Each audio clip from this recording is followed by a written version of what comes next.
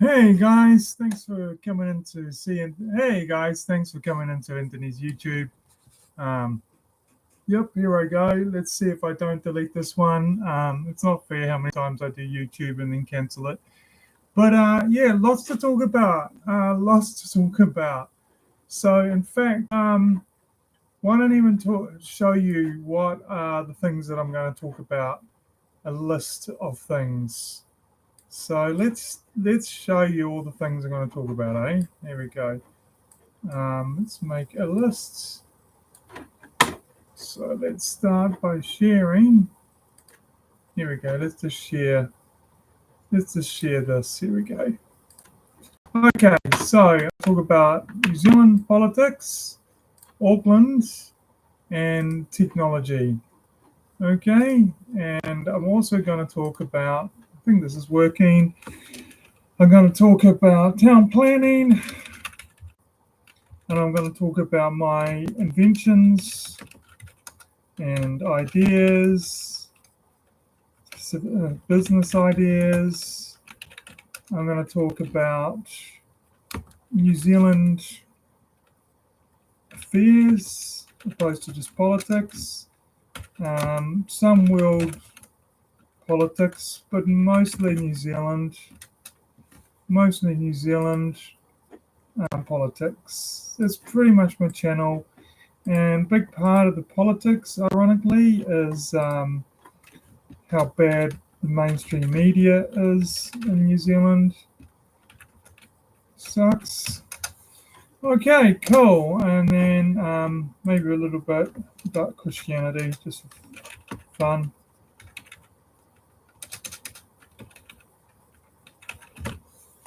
Cool. So, and technology, just as a caveat, the things I'm going to be talking about is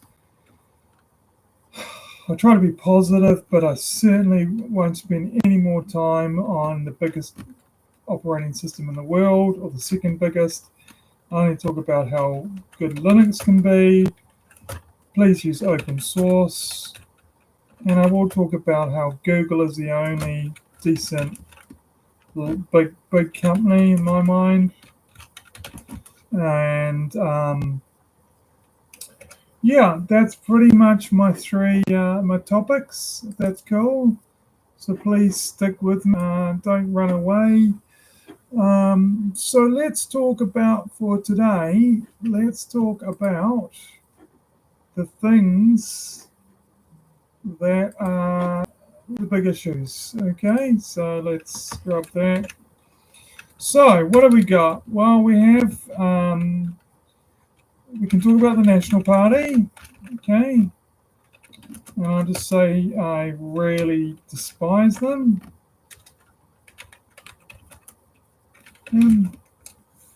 All right, should be despised. And let's talk about a constitution and how America has a proper one and we need it. Let's talk about okay, so the thing about the economy, the truth is it's actually doing fine. It's starting to grow. There's just a lag between our stupid, satanic crap media, who is worse than an invading army. They're so bad that they're always like way out of swing with what's really happening. So they were talking it up when it was really bad and, it basically died. And now they're talking it down when there's actually a lot of people working really hard. We're starting to create a real economy for a change. That's the difference. So for a long time, our economy was based on housing and fluff. But finally, the reality of simply export is starting to come back. So it's the companies that are making money are exporting. Farmers are doing great because they've always been good workers. The small tech companies that are here are doing okay. We need more of that. Education, I could talk about how I think it's a scam almost. Formal education in NZ, it's a scam. Immigration. Oh man, that makes me angry. Immigration. So let's just quickly get the 3 points out. We have the most satanic immigration policy settings. I'm so angry about it. Simply, this is the solution. We need more people from America and Europe. Okay, I don't know why that's rocket science. The country is the people, and we've replaced all our white people with lemon cheap as crap people from India and smelly China. They're not even the best of that group. I hate them. Way too many. All third world countries. Fake CVs, ticking a box. They're bloody useless. I'm so angry about it. So angry about it. The treaty thing, well, that's just the blooming end of New Zealand, isn't it? It's so bad. Treaty thing. The media, so crap. So evil. So angry about it. Let's watch some news together. Let's just see what comes to my head as I start streaming. So let's click on that. And let's click on stupid window thing here. Alright. Is it gonna work? Yeah, just. So here you go. So let's watch stuff together, okay? So on YouTube, let's see what's happening here.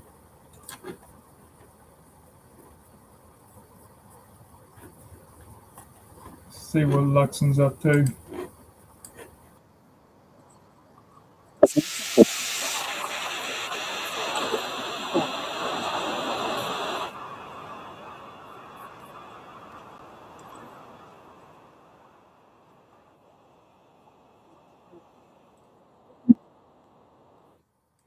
This is made by AI. It's already out of date. This is the kind of bullshit we get, and the dumb normies will finally.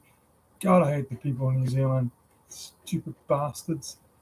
So the media will start repeating this. The rents are high in Auckland, and then the normies, oh, rents, and you'll be 2 years out of date because rents are actually coming down quite a lot. I'm already annoyed with that. All over things.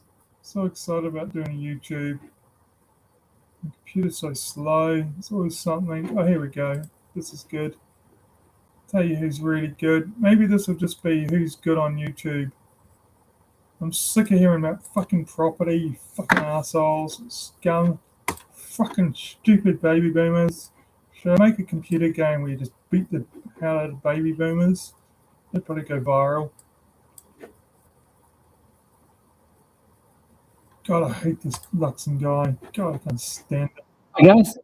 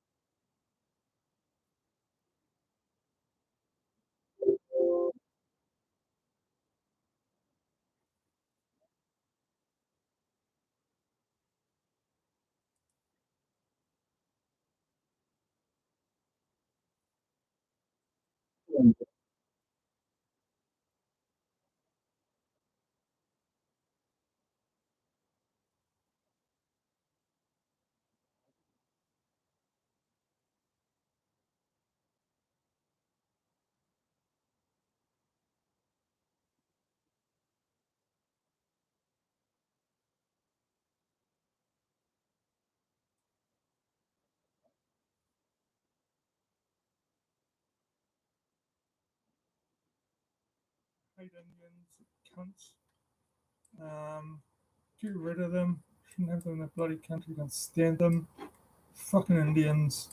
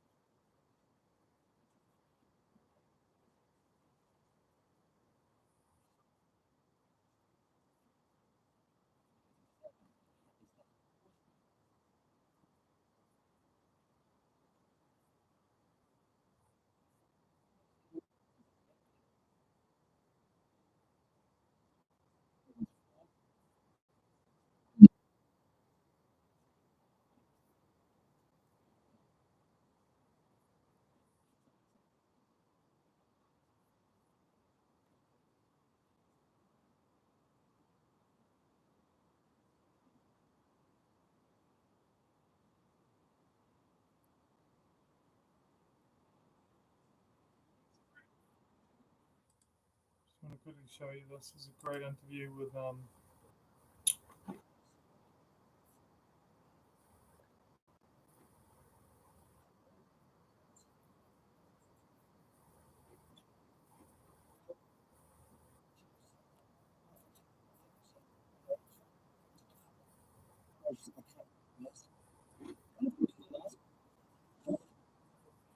want to get to my fucking house.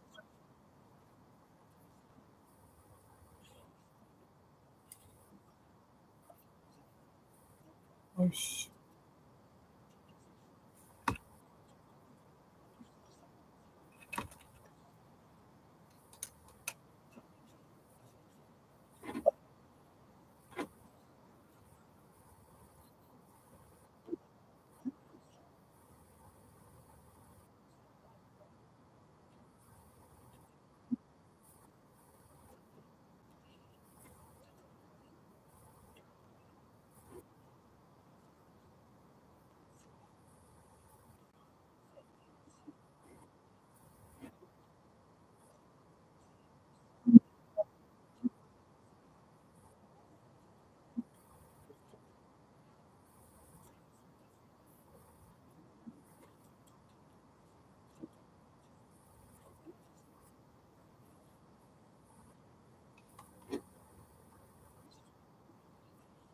Okay, interesting.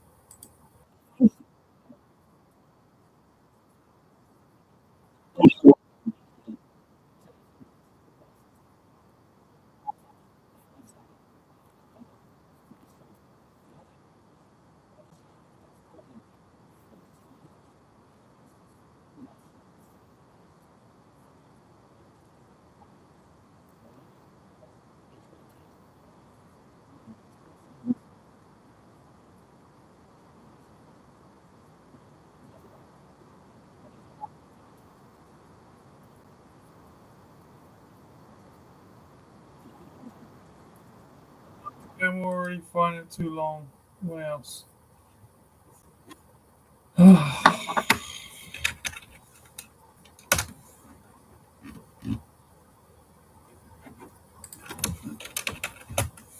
Fuck off.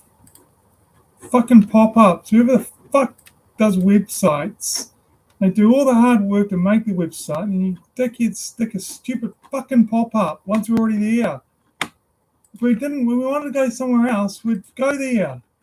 You know, go to the like a something, and then like a Herald or something, and then as soon as you get there, pop up.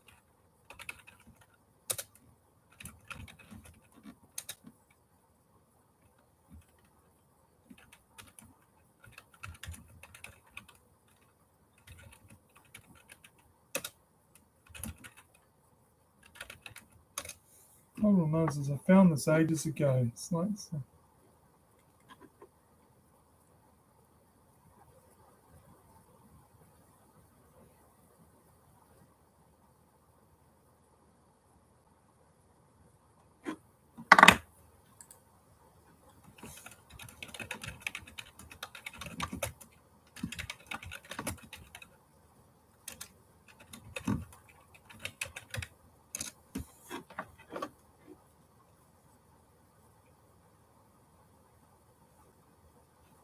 bullshit.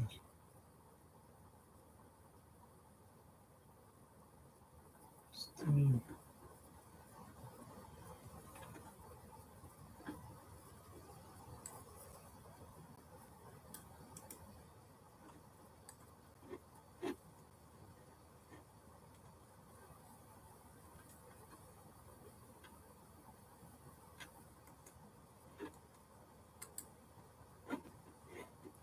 My computer's too slow to even do this. Fuck.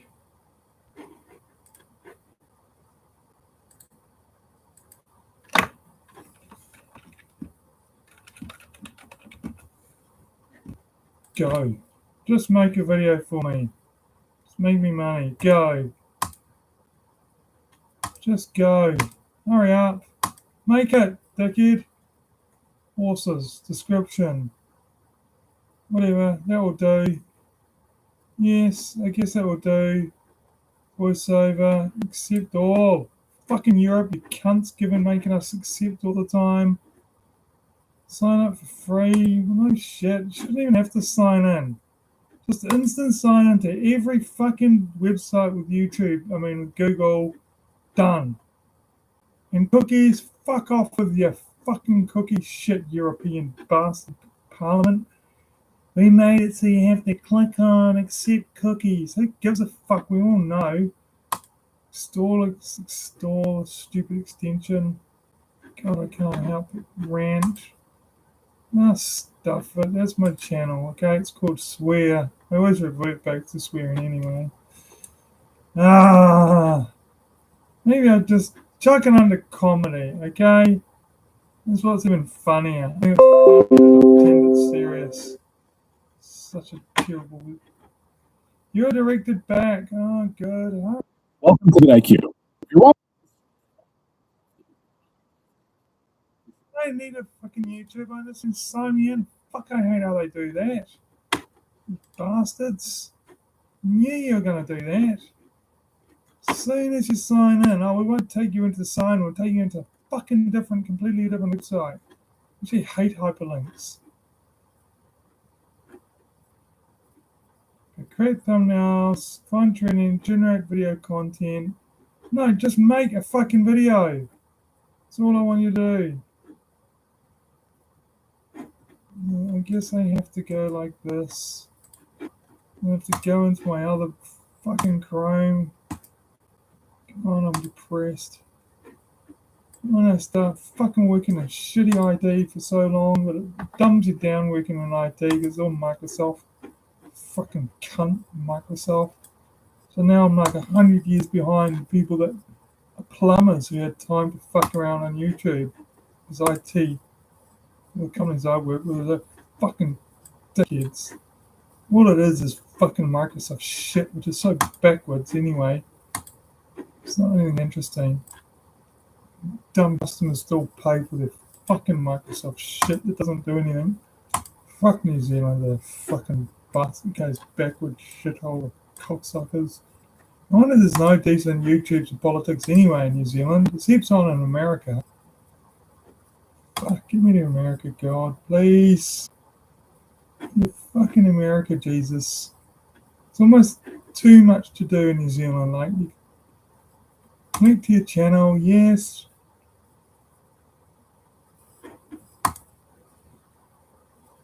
Yes! Select all. Just all of them. Go. Fuck off. Obviously, that's not legitimate fucking AI, is it? Did you have to fuck around that much? Steve AI. No, there used to be a different one. Pissed off because I remember being told of one years ago. And it was just like one button and it did it.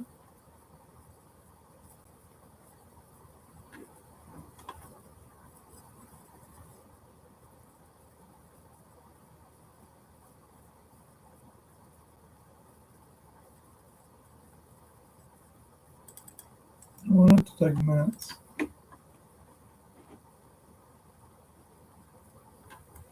I have to go to Reddit.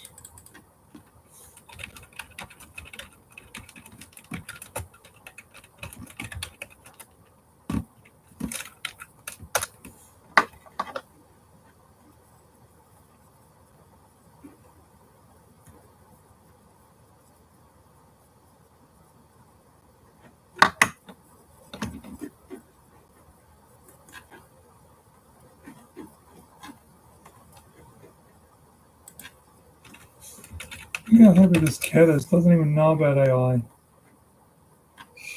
Sorry, I like being human. Okay. Problem is, I was told about it years ago. I was too dumb to bookmark it. I probably did, but now I have so many bookmarks I couldn't even go through my bookmarks. I want to say 100,000. I think I'm best at.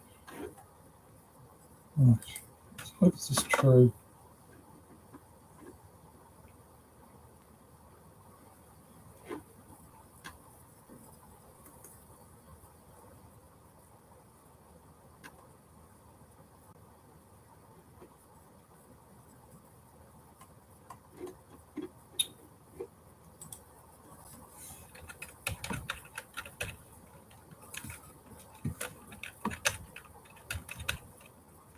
remember looking at it years ago.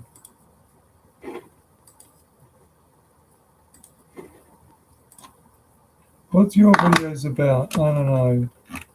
Politics, of course. Politics.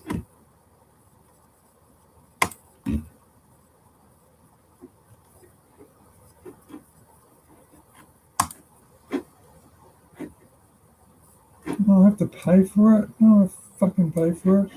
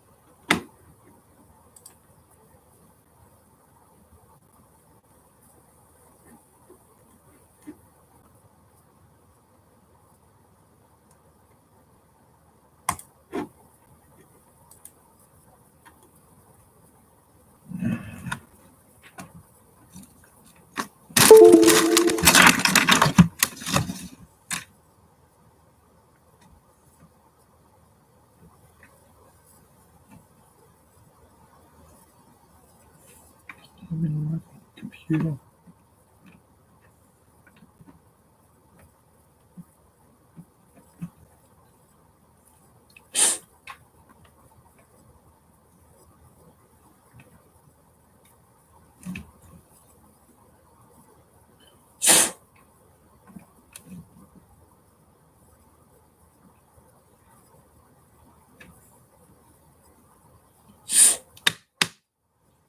Yeah, making my own thing.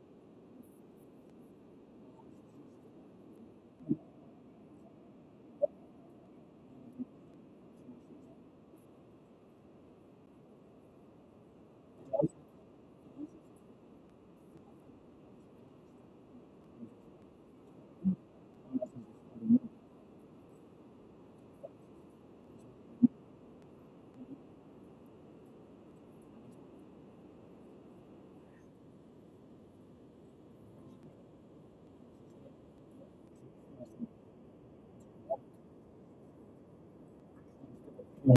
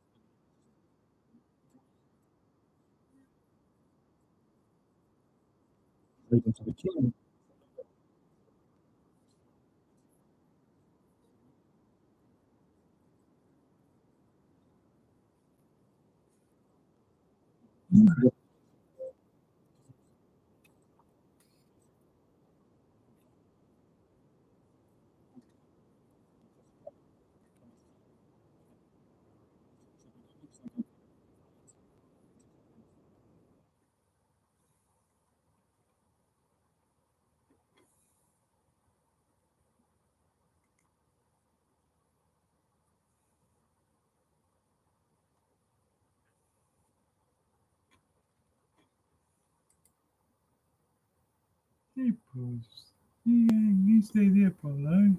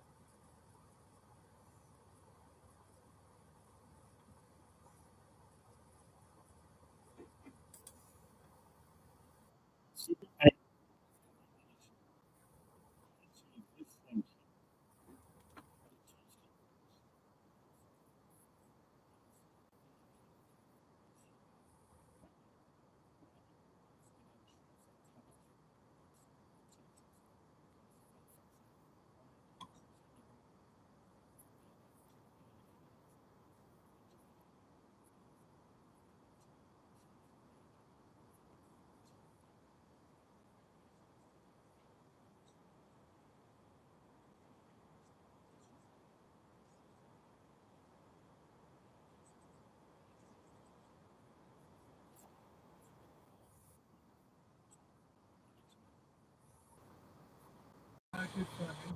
Super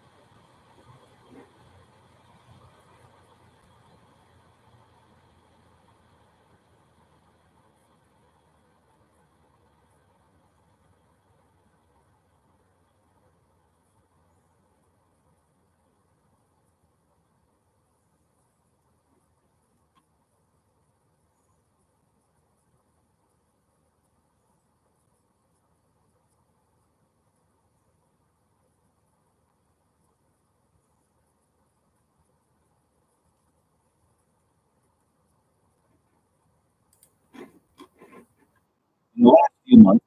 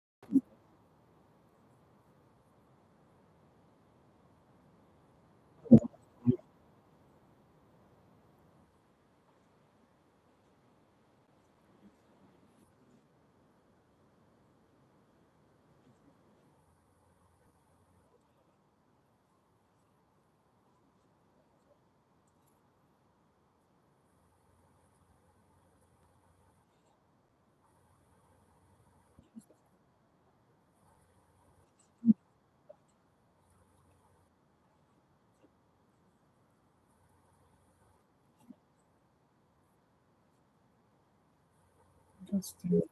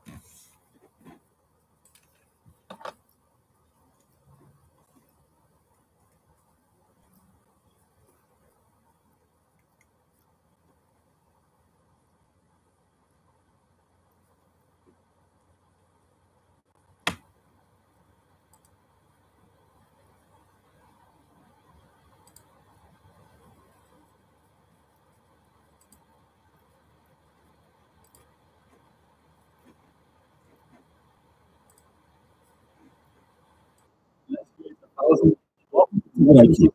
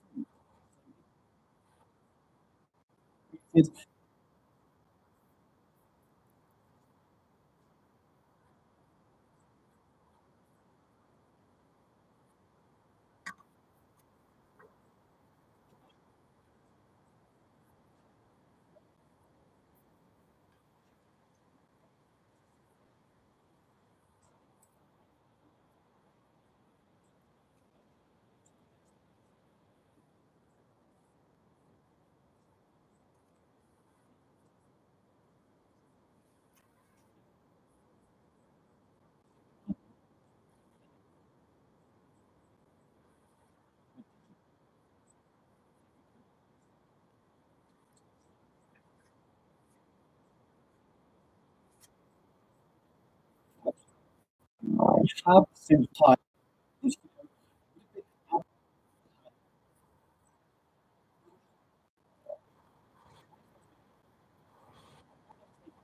next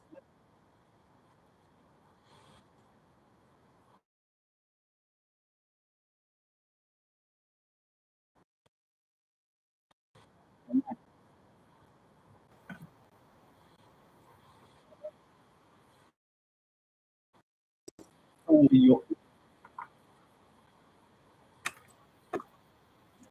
exact how it's so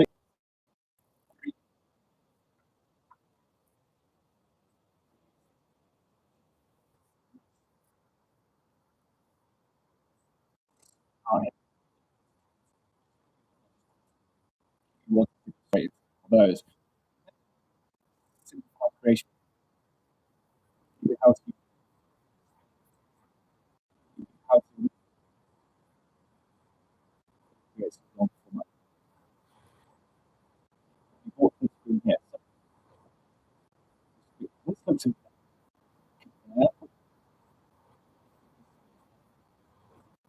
you can have the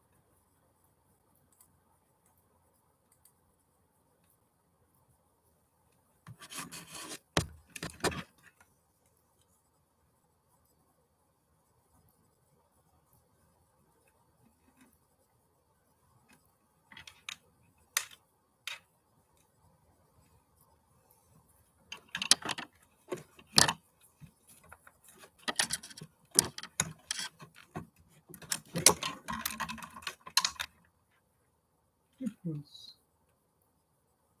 Goodness.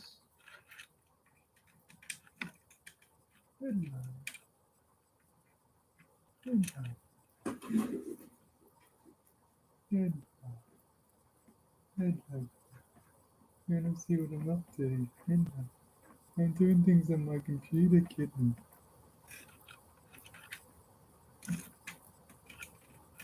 Hey, look.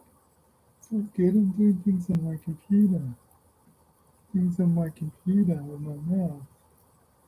Keyboard. Yes, I am. And if you're a human, can't you? Mm.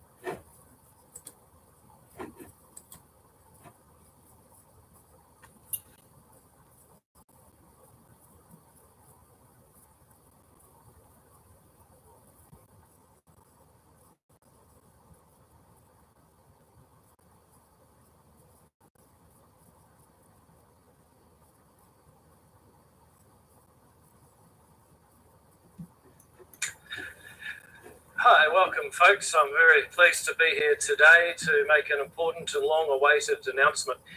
MedSafe, the government's consenting agency for medicines, MedSafe has just approved melatonin to be sold over the counter in pharmacies. New Zealand color.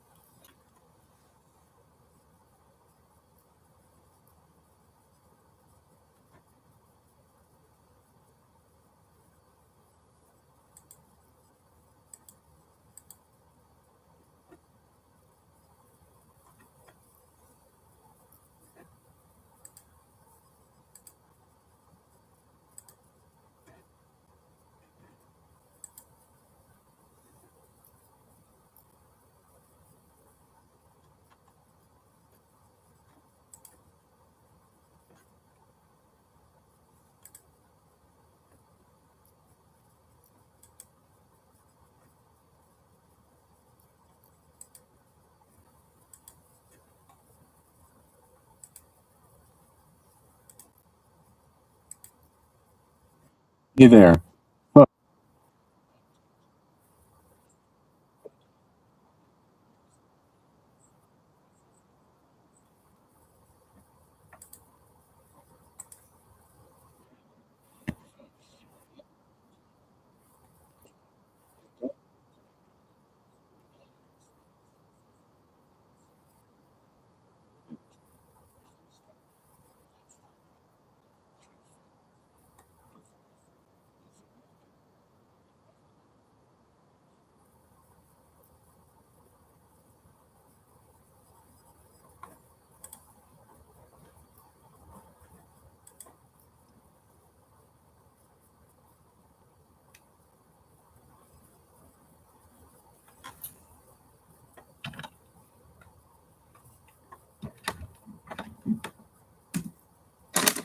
Insomnia just as soon as it's available to be sold in New Zealand.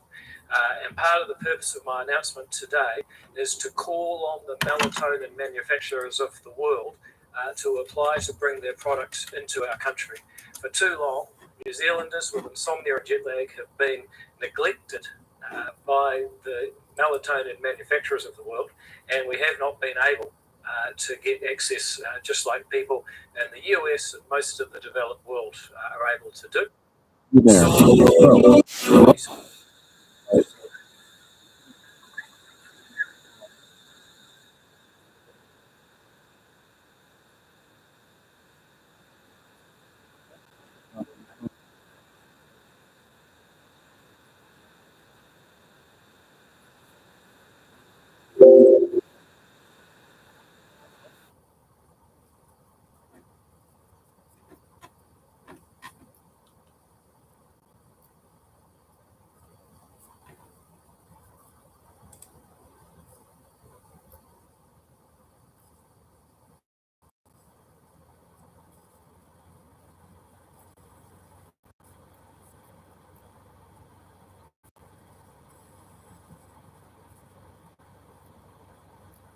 And were enabled to sell within New Zealand.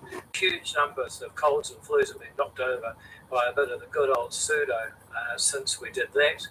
Now we hope very soon to see melatonin consented in New Zealand to be able to be sold here, since we've classified it as an over-the-counter medicine.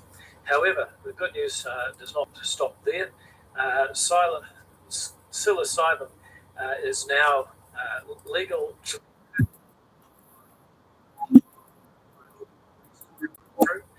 psilocybin is a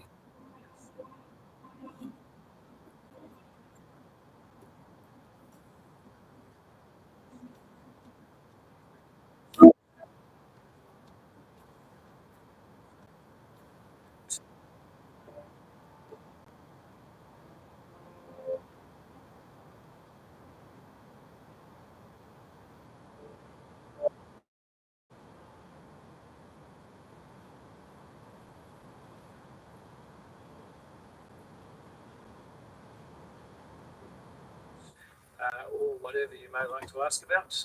But I really wanted to come down and call on the world's melatonin manufacturers to start supplying New Zealanders with jet lag and insomnia. Just on that, how long do you reckon it's going to be? Well, of course, we're entirely dependent on the manufacturers to apply to have specific products available in New Zealand. The market dried up because it was so restricted, no one wanted to sell here. But when we did this with pseudoephedrine, it was a matter of months before products were on the shelves, and I hope we can beat that record.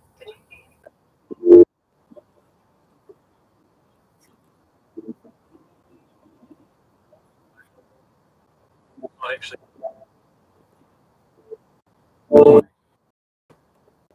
I've discussed with some. Some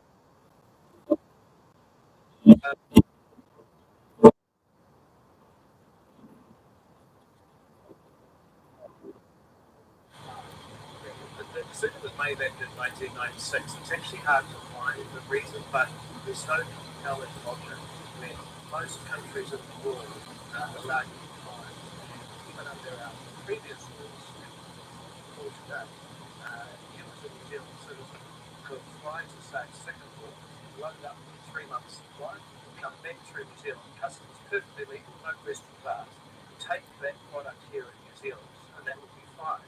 But you can't go along to the pharmacy in your neighbourhood and buy it. That makes no sense. Have I ever taken melatonin? No, I've not inhaled melatonin, but maybe I will. I've had some recent issues with jet lag of my own, so hopefully in the future I'll be able to.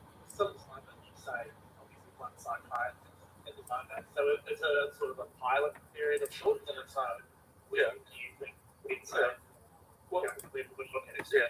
Well, one psychiatrist is able to prescribe, but also what's happened today is that other psychiatrists are able to apply for this for clinical trial. How it can be used for. Hope that there'll be more psychiatrists that will apply because it appears to be a medication that can help with really untreatable depression, which is an awful thing for some people. So greater availability can only be a good thing. So this is one.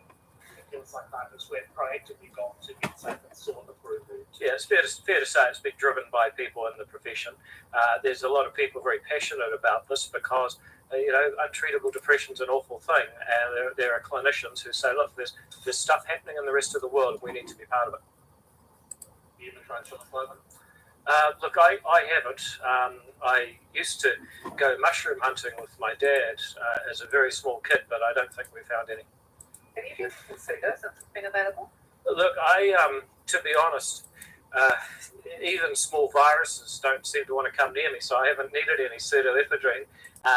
But maybe I could use it to repel a few of the other minor irritants I come across in my job. I'm going to ask what you think they are. The census information, CPI.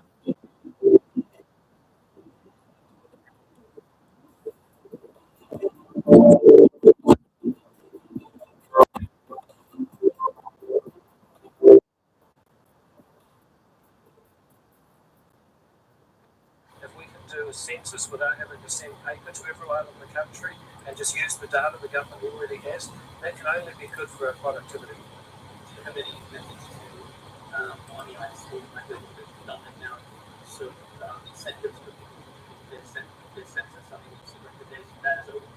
Well, there will continue to be surveys, and we do need people to fill out Stats New Zealand surveys when they send them out. We just won't be sending a census to the whole country anymore.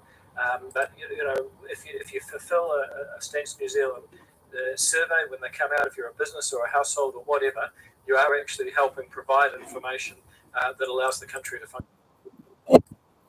Announcement this morning by Chris Bishop around central government having the ability to say to the council that you don't know what you're doing on a particular provision if it's interfering with employment, development and economic growth. Some would say that that's quite an overreach, especially for a government that's been quite focused on localism and devolution. What's your take on, having a power like that? Because it's quite a big thing to do. Well, if you look at it the other way, the Parliament in the first place gave the council the right to stop you building on your own land. Now, I think having a bit of a safety valve on that, where someone in the same government that let the council restrict your rights in the first place can say, no, this issue at play here, and it's this. The councils have an incentive to say no. But it's not in my backyard, people. On the other hand, because there ain't a balance between central and local. All right, folks. Thank you. Yep.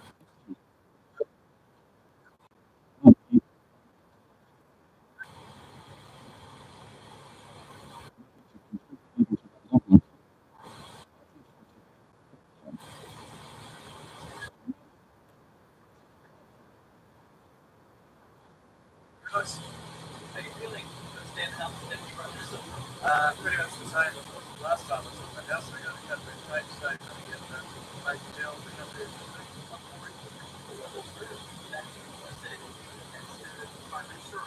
Well, I understand from the place the first lab with and then it's like the first day of school, I have to check the test on my own.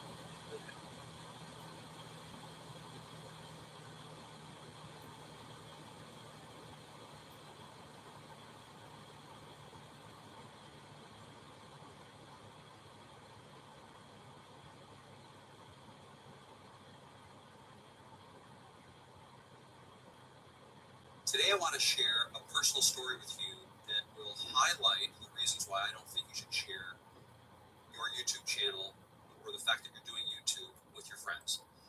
And this is a story, it's something that happened to me about a week ago. I was over at a friend's house watching a hockey game, and there were several friends there. Some longtime friends, and they're still friends. It's not a terribly bad story, but I think it highlights my point. So we were chatting, having a couple drinks, and one of the guys said to me, a good friend of mine, so are you still doing that voiceover thing? And what he's referring to, I guess a couple of years ago, I must have told him that that's what I was doing on Fiverr. That's one of the things that I was doing when I was freelancing as a video editor on Fiverr. I was also doing voiceovers for other people's videos. And I forgot that I had told him that. That wasn't a big part of what I was doing. But anyways, it was a part of it. And I told him. So my answer was, no, actually, no, I'm not. I'm doing YouTube now. And I wasn't really ready to talk about that. And these are guys who don't know well, actually, one of the guys knew that I was doing YouTube, but this particular guy did not. And he kind of said, what do you mean doing YouTube? And he kind of said it almost dismissively, like, what are you talking about? Like isn't YouTube where you go to watch videos? And I jokingly replied, yeah, I spend my day watching YouTube videos. Just kind of shook it off that way. And he said, no, seriously, like, what are you doing? I said, well, so I took the opportunity to explain or try to explain a little bit about what I do. And I said, well, I make videos that help people get into YouTube and start their own YouTube channels. And I guess it kind of took him back a little, like he was surprised at that. And he says, what do you mean? I said, well, I make videos. He said, no, I heard you, but why would I want to start a YouTube channel? And I said, well, no, it's there are people who are interested in starting a YouTube channel, starting YouTube. And I got a little bit flustered at this point because, again, I wasn't ready for this. And I guess that's one lesson. Be ready, have a story ready. And I've said that before. But anyways, I didn't think it was a big deal. The night was kind of, it was a fun night, watching hockey, playing cards, stuff like that. And I tried to explain. I said, well, no.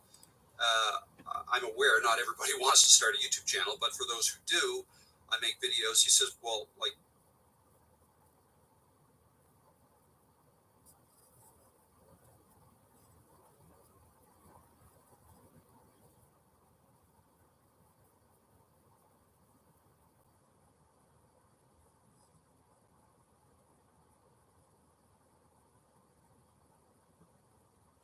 Some of the brightest minds in AI have predicted we're going to have superhuman intelligence by 2027. That is 2 years from now. So you have a 24-month window to cash in on this boom before shit starts to get a little bit weird. And don't take my word from it. This is from researchers at OpenAI, from computer science masters at Harvard. In fact, you can read this study for yourself after this video. It's called the AI 2027 Prediction. I'll put a link in the description. It's going to blow your mind. What I'm getting at is the window of opportunity is closing very quickly. And if you want to be one of the few that actually makes money in this era and comes out on top, then I want this video to act as a roadmap that gives you clarity on where to focus your energy and attention so you don't get lost in all of the distractions in the industry right now. Because I've mentored over 10,000 people over the past 8 years and helped them launch, build and scale online businesses of their own. During that time, I've scaled 2 online businesses of my own, scaled to multi-7 figures, still own them to this day. But I'm not here to sell you something. I have no agenda in recording this video. In fact, last week I recorded a video sharing my open prediction about how online business is going to go in the AI space. Many of you responded very positively to that and asked for further steps. So I want to give you something tangible, give you some clarity on where to make your first steps as we come into this era. We're going to focus on 3 core pillars today. The first pillar is focus. The second is strategy, where I'm going to give you the tangible outline, the roadmap for what you should do with your time. And then the third is faith. And we'll start off with focus. I've got some notes in front of me. I don't want to miss anything for you today. And it's important I cover all of this. So focus is so important at the moment, and focus is harder than ever because everyone is so distracted in an AI era where new tools are dropping almost every single day. There are new updates to ChatGPT. We have agents. We're now in the agent era. And And all sorts of different things are going to be coming up over the weeks and months. And so it's very hard to stay focused on one specific thing for a long enough time because we're always convincing ourselves, oh, well, that's the next big thing. That's what I need to jump on. This person's talking about that. This person's talking about this. And the issue with that is if we're always chasing something new, we're going to stay broke because money is in obsession. It's in deep focus. It's not in options. Because in options, we allocate 10% of our time, 10% of our time there, and we really truly focus our energy and attention into one thing for long enough to actually build enough value in that one thing. It's like being a professional athlete, right? You might enjoy playing football, doing a bit of basketball, maybe even playing ping pong, but if you want to be a professional football player, you're playing football all the time. You're training football all the time. Very rarely are you going to have time to do those other things that may interest you. If you want to be a professional, if you want to be the best, you have to have hyper focus in a specific area. You just simply do not have the energy to expend into multiple different things and actually win. And with AI iterating so quickly, it's more important than ever that we do or have the ability to hone in our focus in one specific thing. So you need to pick one vehicle, one area, one domain, one marketplace. You want to go deep into that one thing, and you're going to refine through repetition of action and testing in that specific area. And I'm going to expand on exactly what that means and tangibly how you can do that. Because shiny object syndrome is what is going to kill your depth. Shiny object syndrome splits your energy and attention. If you don't have any depth, you're not going to create any intrinsic value, and you're going to stay on the surface level. And it's very, very easy to stay on the surface level in the era of AI when we can just use ChatGPT to build out services, to deliver services, to create offers, and anybody can do that. But not many people can get enough depth in an industry by understanding one specific market for long enough to deeply understand their wants, needs, desires, and pains, most importantly, as a human being, to solve large-scale intrinsic or create large-scale intrinsic solutions which are worth a lot of money. You're going to stay on the surface level and never be able to analyze deeply enough. And it's the depth that we're trying to get to. If the focus is our gateway to depth in a specific market. So before we come into strategy, we've got to truly understand that focus is our gateway to depth in a market. Now, you will have heard of the .com boom, right? Let me tell you a story about it, because we're in the danger of history repeating itself here. 1998 to 1999, it's the birth of the internet, people going crazy, everyone wants a slice of that internet money, the .com. And what happens is the stock market investing left, right, these really Politics and discussion. Amazon started in It's no secret. Me. And what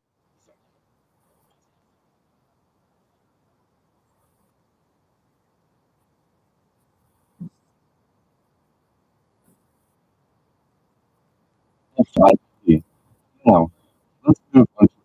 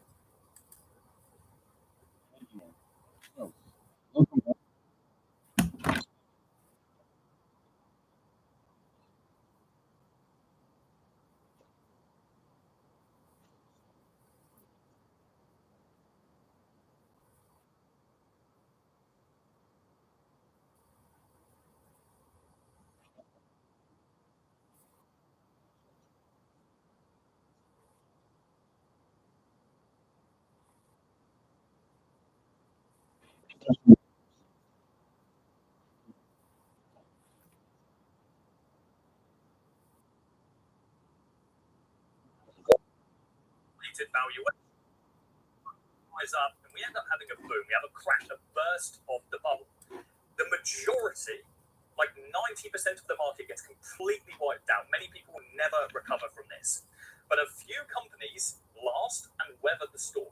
One of those companies is Amazon. Amazon, despite losing 90% of its stock value, persevered and focused on the thing it truly believed to be right: customers. It focused on the end result. In fact, Amazon's philosophy was, if we have lower prices, we'll get more customers. If we get more customers, we're going to be able to test more.